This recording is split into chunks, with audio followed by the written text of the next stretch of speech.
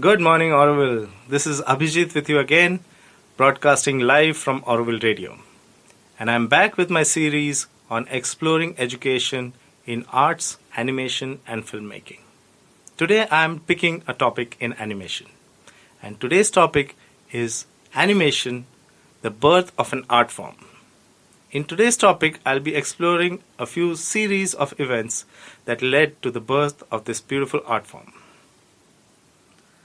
Well, to begin with, man always has had a compelling urge to make representations of the things he sees in the world around him.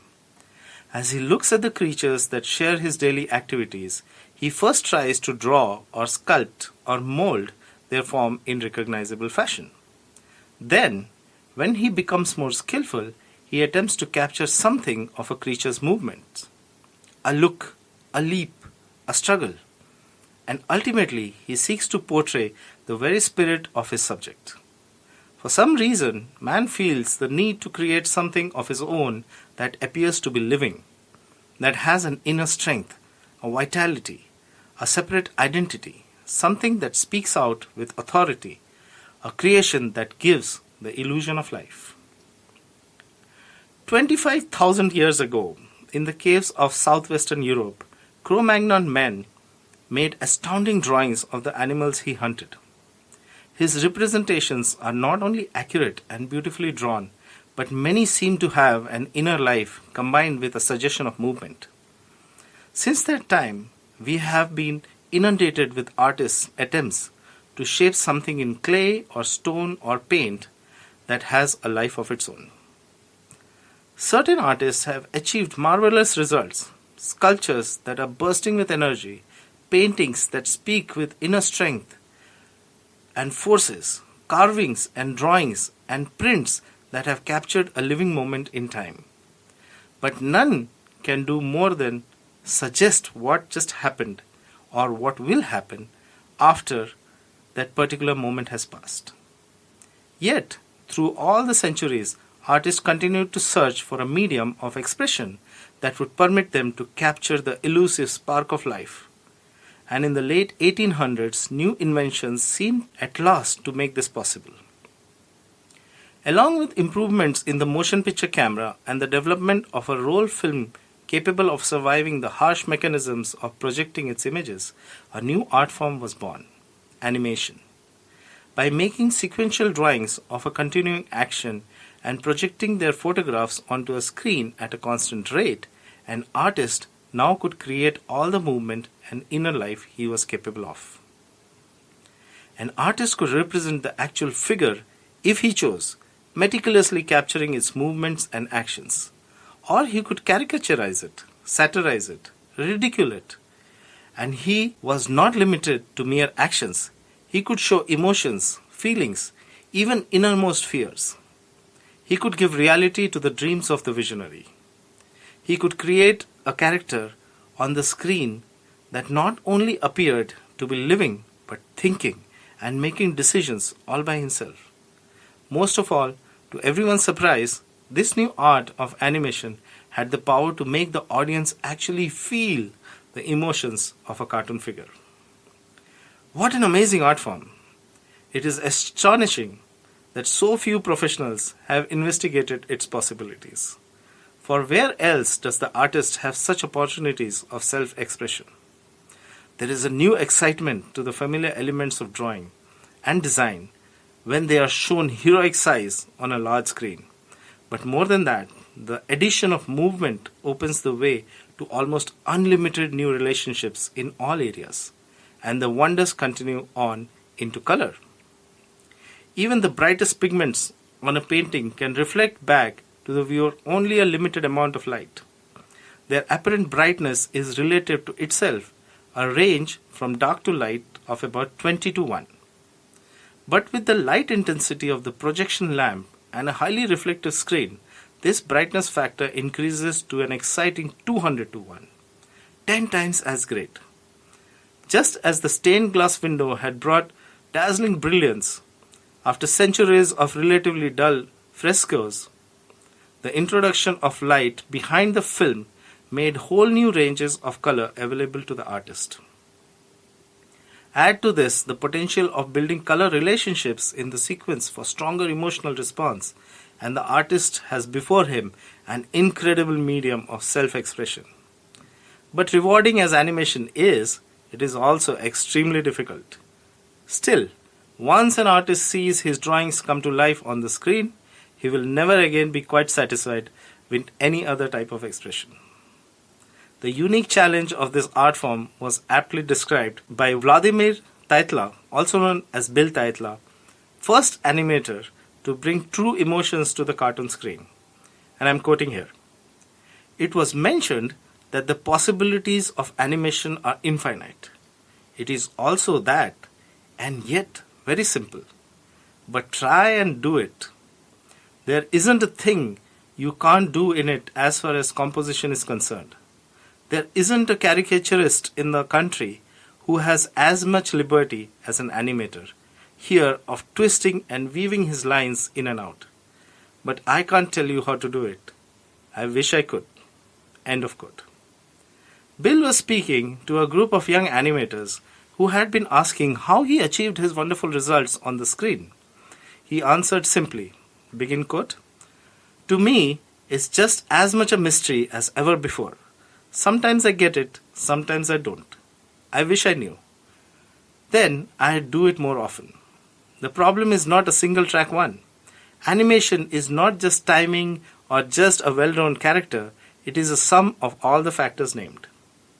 No matter what one talks about, whether force or form or well-drawn characters, timing or spacing, animation is all these things, not any one.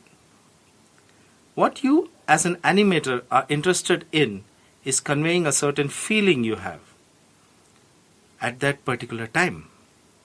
You do all sorts of things in order to get it. Whether you have to rub out 1,000 times in order to get it is immaterial." End quote. Conveying a certain feeling is the essence of communication in any art form. The response of the viewer is an emotional one because art speaks to the heart. This gives animation an almost magical ability to reach inside an audience and communicate with all peoples everywhere, regardless of language barriers. It is one of animation's greatest strengths and certainly one of the most important aspects of this art for the young animator to study and master. As artists, we now have new responsibilities in addition to those of draftsman and designer. We have the added disciplines of the actor and the theater. Our tools of communication are the symbols that all men understand because they go back even before man developed speech. Scientist and author Jane Goodall reports that even lesser primates such as chimpanzee have a whole complex non-verbal communication based on touch, posture and gesture. Begin quote. These actions vary from an exchange of greetings when meeting to acts of submission, often with the arm extended and the palm turned down. When a top-ranking male arrives in any group, the other chimps invariably hurry to pay their respects, touching him with outstretched hands or bowing, just as courtiers once bowed before their king. End quote. Miss Goodall describes how a lone male passing a mother and her family responds to her greeting with a touch, as chimp etiquette demands, then greeting her infant, patting it gently on the head while it looked up at him with big staring eyes. Some 200 more signs that clearly display chimpanzee emotions include preening, embracing, charging, kissing, and pounding. Chimps are apt to fling their arms around each other for reassurance, throw things in anger, steal objects furtively, and scream wildly with excitement. Most of these expressions of feelings and language symbols are well known to man, whether they are buried deep in his subconscious or still actively used in his own communicative behavior. Dogs too have a whole pattern of actions, not only clearly understood by other dogs, but by man as well. Even without using sounds, dogs can convey all of the broad spectrum of emotions and feelings. There is no doubt when a dog is ashamed, or proud, or playful, or sad, or belligerent, sleepy, disgusted, indignant. He speaks with his whole body and both attitude and movement. The actor is trained to know these symbols of communication because these are his tools in trade. Basically, the animator is the actor in animated films. He is many other things as well. However, in his efforts to communicate his ideas, acting becomes his most important device. But the animator has a special problem. On the stage, all the foregoing symbols are accompanied by some kind of personal magnetism that can communicate the feelings and attitude equally as well as the action itself. There is a spirit in this kind of communication that is extremely alive and vital. However, wonderful as the world of animation is, it is too crude to capture completely that kind of subtlety. If in animation we are trying to show that a character is sad, we droop his shoulders, slump his body, drop his head, add a long face, and drag the feet. Yet, those same symbols also can mean that the character is tired, or discouraged, or even listless. We can add a tear and pinpoint our attitude a little better, but that is the extent of our capabilities. The live actor has another advantage in that he can interrelate with others in the cast. In fact, the producer relies heavily on this. When he begins a live action picture, he starts with two actors of proven ability who will generate something special just by being together. There will be a chemistry at work that will create charisma, a special excitement that will elicit an immediate response from the audience. The actors will each project a unique energy simply because they are real people. By contrast, in animation, we start with a blank piece of paper. Out of nowhere, we have to come up with characters that are real, that live, that interrelate. We have to work up the chemistry between them, if any is to exist. Find ways to create the counterpart of charisma. Have characters move in a believable manner, and do it all with mere pencil drawings. That is enough challenge for anybody. These problems would seem to create considerable difficulties for achieving the communication claimed for animation. How can it work so wonderfully? It does it in a very simple way through what we call audience involvement.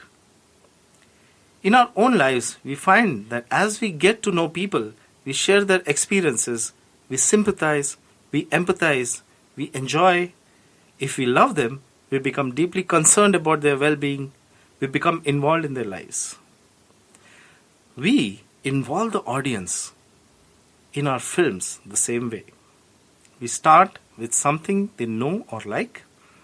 This can be either an idea or a character, as long as it is familiar and appealing. It can be a situation everyone has experienced, an emotional reaction universally shared, a facet of someone's personality easily recognized, or any combination of these. But there must be something that is known and understood if the film is to achieve audience involvement. Well, folks, that brings us to the end of today's episode. I will continue this topic in my next episode on animation. Thanks for joining in.